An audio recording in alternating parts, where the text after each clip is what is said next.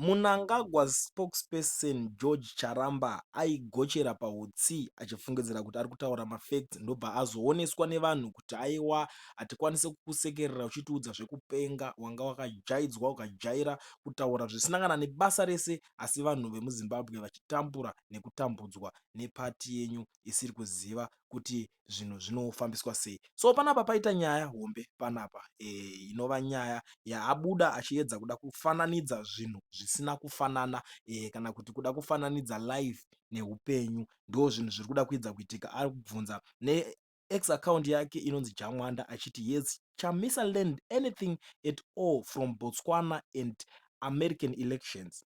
Elections are lost and good. Democratic losers do concede, whether they are Botswana Democratic Party or American Democrats. Ndo mashoko ari kubuda ari kutaurwa naJamwanda uyo George Charamba anova spokesperson wava Mnangagwa, achibuda achiedza kuda kufananidza. Munozviziva mese kuti varume ava vane nzara nenyota yekuti vangobvisa that tag rekunzi vakabirira sarudzo. Vanoda kuti vakada kuita zvinhu zvavo kuti munhu abvume kuti aiwa chokwadi mandidya. Asi nyaya yaari kuda kufananidza pano azoda kuuya achioneswa nemazimbabweans zvatanga neuyo anoitwa Gift Mugano. Professor Gift Mugano ndiye abuda achitaura kuti yes, ZANU-PF learned anything at all from Botswana and American elections. Elections are supposed to be credible, free and fair. Good Democrats must foster free, fair and credible elections and must concede defeat when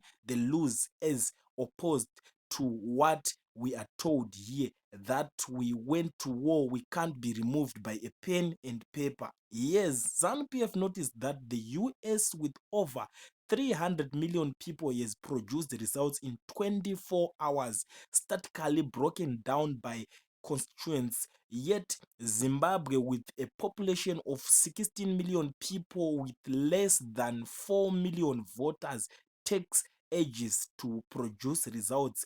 Mofu, we are now educated. Your cheap propaganda can't sell. It's like branding and packaging poverty for the market. You won't get any takers. Please leave my leader Nelson Chamisa alone. Tell your ZANU-PF government to learn from the best in the region and beyond to do the right thing when it comes to elections. Zimbabwe is for us all. Let's us allow democracy and our institutions to work. Ndo mashoko abuda achipindurwa panapa, achioneswa kuti zvauri kutaura ndezvekupenga, nekuti vanhu vauri kutaura ivavo havambofe vakashikidzira vanhu vavo vachivaudza kuti nyika itorwe nepeni nepepa, nekuti kuBotswana yatotorwa nepeni nepepa, kuAmerica kwacho zvekare yatorwa futi nepeni nepepa. Saka zvauri kutaura hazvina musoro, hazvisi kumeka sense zvamuchose.